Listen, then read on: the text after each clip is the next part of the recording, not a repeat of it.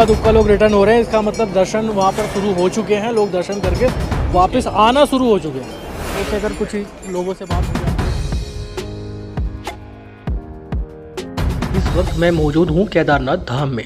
यहाँ के बारे में मैं आपसे एक ही बात बोलूँगा कि अगर आपको यहाँ की व्यवस्थाओं और सुविधाओं के बारे में पहले से पता है तो आप अपनी यात्रा को अच्छे से प्री प्लान करके यहाँ आ सकते हैं। अगर बिना प्लान किए यात्रा बाबा केदार के वक्त कमेंट बॉक्स में हर हर महादेव, जय श्री केदार जरूर लिखिएगा। अब बात आती है रुकने की। सोनप्रयाग तो पहुँच गए, लेकिन रुके कहाँ, कितना खर्चा उसमें हो सकता है, रुकने के लिए बेस्ट जगह कौन सी हो सकती है।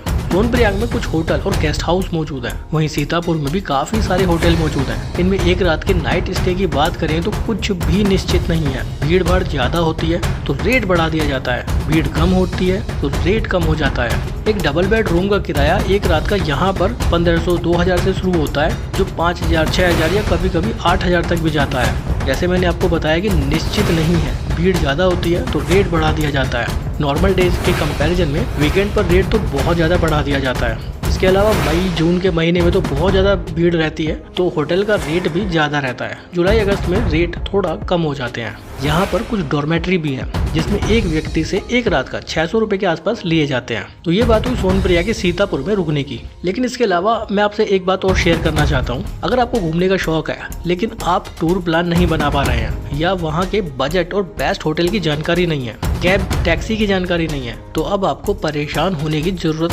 नहीं है, क्योंकि ये सारी जानकारी देता हूँ। ये जो लाइन आप देख रहे हैं, ये लाइन उन लोगों की है जो यात्रा रजिस्ट्रेशन करवा कर आए हैं, लेकिन यहाँ सोनप्रयाग में इनका यात्रा वेरिफिकेशन किया जा रहा है। इसमें काफी सारे लोग ऐसे भी हैं जो बिना रजिस्ट्रेशन कराए यहाँ आ चुके हैं, इसलिए सोनप्रयाग में वेरिफिकेशन काउंटर बनाया गया है। ये लाइन सोनप्रयाग से शुरू हुई है और सोनप्रयाग बस स्टैंड के पास कार पार्किंग तक लगी हुई है। मई का महीना है इसलिए ज्यादा भीड़ भाड़ है। यात्रा पंजीकरण वेरिफिकेशन करने के बाद एक और दूसरी लाइन लगी हुई है और ये लाइन उन लोगों की है जो सोनप्रयाग से गौरीकुंड जाएंगे। सोनप्रयाग से गौरीकुंड की दूरी है 5 किलोमीटर। जाने के लिए यहाँ की लोकल बोलेरो चलती है, लाइन लगी हुई है। हालांकि काफी सारी बोलेरो लगातार चलती रहती है, लेकिन भीड़ भाड़ ज्यादा है तो नंबर आने में थोड़ा तो समय यहाँ लगने वाला है। किराए की बात करूँ तो एक व्यक्ति का 50 रुपये किराया रहता है। सोनप्रयाग से गौरीकुंड का और रिटर्न का भी इतना ही किराया रहता है। अब इन दोनों लाइन में कितना समय लगने वाला है ये तो कह पाना मुश्किल होगा। बाकी आप किस दिन आएंगे, किस महीने में आएंगे,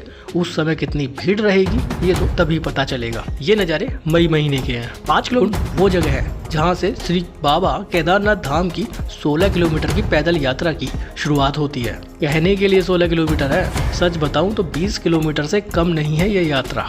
ये जो शहर आप देख रहे हैं ये गौरीकुंड है। यहाँ पर गर्म पानी का कुंड मौजूद है। आने वाले सैकड़ों हजारों श्रद्धालु गौरीकुंड में पहले स्नान करते हैं, उसके बाद यात्रा पर जाते हैं। सबकी अपनी श्रद्धा है, कुछ लोग सीधे निकल जाते हैं। अब मैं आपको बताऊंगा कि इस 16 किलोमीटर की पैदल यात्रा को कैसे करना है, कैसे आप आसानी से इस यात्रा को कर सकते हैं। केदारनाथ जी की 16 किलोमीटर की पैदल यात्रा को करने के 5 तरीके हैं। पहला तरीका हेलीकॉप्टर। अगर आपको हेलीकॉप्टर से यात्रा करनी है तो आपको गौरीकुंड, सोनप्रयाग, सीतापुर कहीं भी आने की जरूरत नहीं है। केदारनाथ धाम के लिए जो हेलीकॉप्टर चलते हैं वो गुप्तकाशी, फाटा और सिरसी से चलते हैं। ये 3 जगह हेलीपैड है। आपका टिकट जिस हेलीपैड से आपको वहाँ पहुँचना होगा, आपको सीतापुर, सोनप्रयाग या गौरीकुंड आने की जरूरत नहीं पड़ेगी। अब बात आती है कि टिकट कहाँ से बुक करें। टिकट आपको हेली सर्विस की ऑफिशियल वेबसाइट से ही बुक करना होगा, किसी दूसरे एजेंट के चक्कर में आपको नहीं जाना है। किराया गुप्तकाशी से 8532 रुपये है इस बार, फाटा से 6062 रुपये है और सिरसी से 6066 रुपये है। ये राउंड ट्रिप में है, जाना भी और वापस आना भी।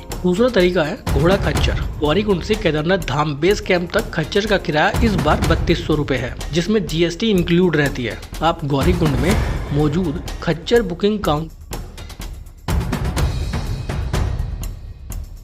रखें। तीसरा तरीका है पालकी से यात्रा। पालकी के किराए की बात करूं तो करीब 8 से 10,000 रुपए लग जाते हैं एक व्यक्ति के। चौथा तरीका है कंडी से यात्रा। ये ऑप्शन आमतौर पर बच्चों के लिए रहता है, या फिर अगर आपके पास एक्स्ट्रा लगेज है वो आप यात्रा में ले जाना चाहते हैं तो कंडी का इस्तेमाल कर सकते हैं। कंडी का किराया करीब 4 से 5,000 रुपए रहता है एक साइड से। पांचवा तरीका और सबसे बेस्ट तरीका और सबसे सस्ता तरीका वो है पैदल यात्रा। केदारनाथ धाम यात्रा का असली आनंद पैदल यात्रा में है। 16 किलोमीटर या कह लीजिए 20 किलोमीटर की इस पैदल यात्रा में आप खूबसूरत हिमालय पर्वत के खूबसूरत प्राकृतिक नज़ारों को करीब से देखेंगे। आप फोटोग्राफी कर सकते हैं, वीडियोग्राफी कर सकते हैं, जहाँ मन हो वहाँ बैठ सकते हैं, जहाँ मन हो वहाँ खड़े होकर फोटो क्लिक कर सकते हैं, जहाँ मन हो वहाँ रुक कर खान पान कर सकते हैं। तो पैदल यात्रा का आनंद सबसे शानदार रहता है। हालांकि 8 से 10 घंटे का समय भी लग जाता है। बाकी निर्भर करता है कि आपकी स्पीड कितनी है। अगर आप यात्रा के शुरुआती दिनों में आएंगे तो आपको रास्ते में कई जगह पर खूबसूरत बर्फ के पहाड़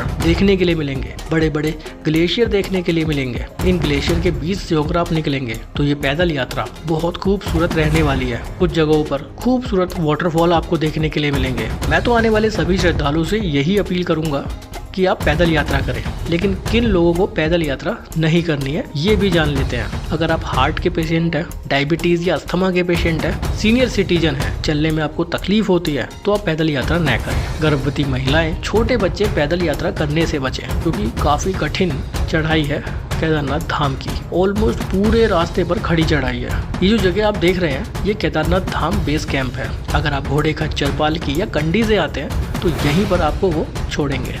अगर आपको केदारनाथ धाम में एक रात बितानी है तो सबसे पहले आप केदारनाथ पहुंचने के बाद आपके रुकने का इंतजाम कर लीजिए क्योंकि यहाँ पर होटल कैंप बहुत कम है। रुकने के लिए यहाँ पर काफी परेशानी का सामना श्रद्धालुओं को करना पड़ जाता है। अब आप ये नज़ारा देखिए किस तरह से बर्फ को हटाने का काम चल रहा है। यहाँ काफी सारे कैंप मौजूद हैं और ये जगह केदारनाथ बेस कैंप है। यहाँ पर आप कैंप में रुक सकते हैं जिसमें स्लीपिंग बैग दिया जाता है और एक व्यक्ति का 900 रुपये लिए जाते हैं एक रात के लिए। इसी तरह के कई सारे कैंप यहाँ पर बने हुए हैं। हालांकि आसपास में कुछ कॉटेज भी हैं जिसमें रूम की सुविधा भी मिल जाती है, लेकिन उनका किराया काफी ज्यादा है। पहले से ऑनलाइन बुकिंग हो जाती है तो ऑन द स्पॉट मिल पाना बहुत मुश्किल हो जाता है। हालांकि ये कैंप भी ऑन द स्पॉट मिल पाना काफी मुश्किल भरा होता है। कॉटेज की बात करें तो उनमें साथ में वॉशरूम भी मिलता है, लेकिन कैंप में अपना कोई वॉशरूम नहीं है। उसके लिए यहाँ पर अलग से कई सारे सार्वजनिक शौचालय जगह जगह बनाए गए हैं। तो यह है बेस कैंप, यहाँ आप रुक सकते हैं। यहाँ से मुख्य केदारनाथ मंदिर की दूरी करीब 1.5 किलोमीटर है। इस 1.5 किलोमीटर के बीच रास्ते में एक हेलीपैड भी मौजूद है। अगर आप हेलीकॉप्टर से आते हैं तो आप यहाँ तक आएंगे। उसके आगे करीब 500-600 मीटर आपको पैदल ही जाना होगा।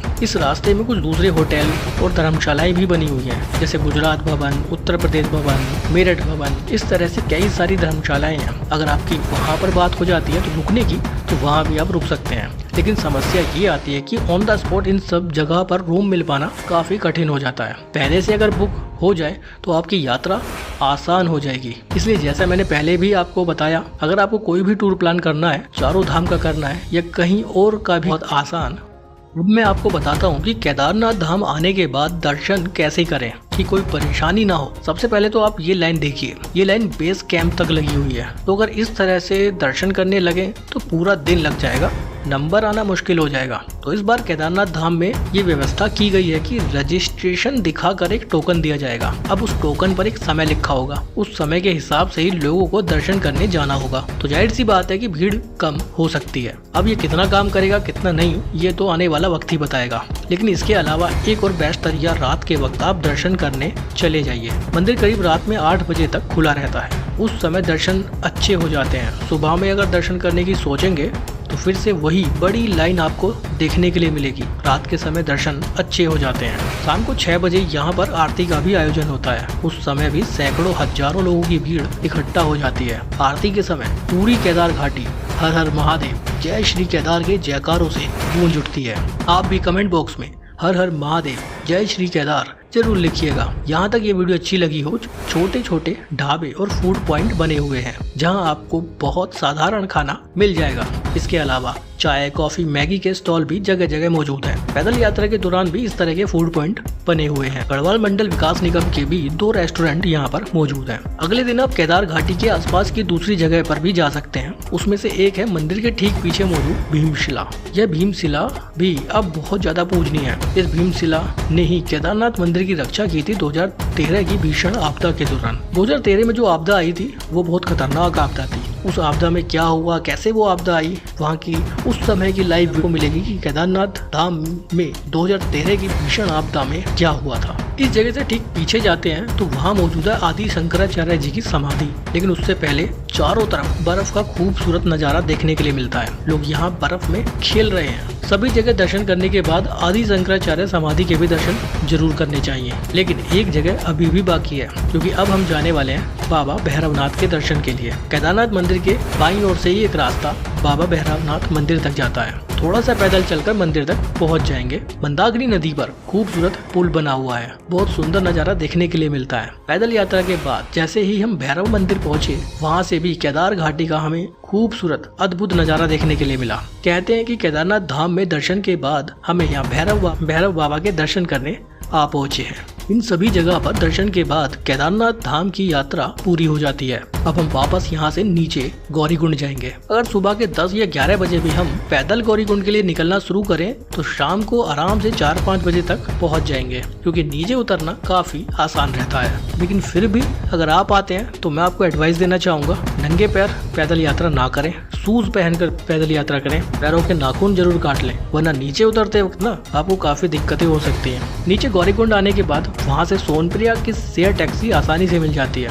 एक रात सोनप्रयाग या सीतापुर रुकेंगे, उसके नेक्स्ट डे सुबह में वापस जाने के लिए बस, कैब, शेयर टैक्सी बहुत सारे ऑप्शन मिल जाते हैं। तो ये उतना होगा। अगर आप भी केदारनाथ यात्रा पर आना चाहते हैं, किसी भी मौसम में आए, आप गर्म कपड़े साथ लेकर आइएगा। मेडिसिन किट भी रख सकते हैं। पैदल यात्रा के दौरान खाने पीने के लिए कुछ रखना चाहते हैं तो रख लीजिए, क्योंकि रास्ते में मिलने वाला खाना बहुत ज्यादा अच्छा नहीं है। केदारनाथ धाम के मौसम के बारे में कह पाना बहुत मुश्किल है। यहाँ कभी भी बारिश हो जाती है, तो काफी लोग ऐसे होते हैं जो साथ में रेनकोट लेकर आते हैं। हालांकि यहाँ की दुकानों पर भी रेनकोट मिल जाता है, लेकिन वो बहुत कॉस्टली होता है। अगर आपके पास रेनकोट है तो साथ रख लीजिए, हो सकता है कि आपको भी जरूरत पड़ जाए। यात्रा पंजीकरण कराकर तो जरूर ही आना होगा, वरना आपको दर्शन करने में दिक्कत हो सकती है। एक और बात, वीकेंड पर टूर प्लान करने से पहले सोच समझ लीजिए, क्योंकि बहुत ज्यादा भीड़ वीकेंड पर हो जाती है। मोबाइल नेटवर्क की बात करें तो केदारनाथ धाम में सभी मोबाइल सिम चल रहे हैं। अब तो रास्ते में कई जगह पर फ्री वाईफाई भी मौजूद है।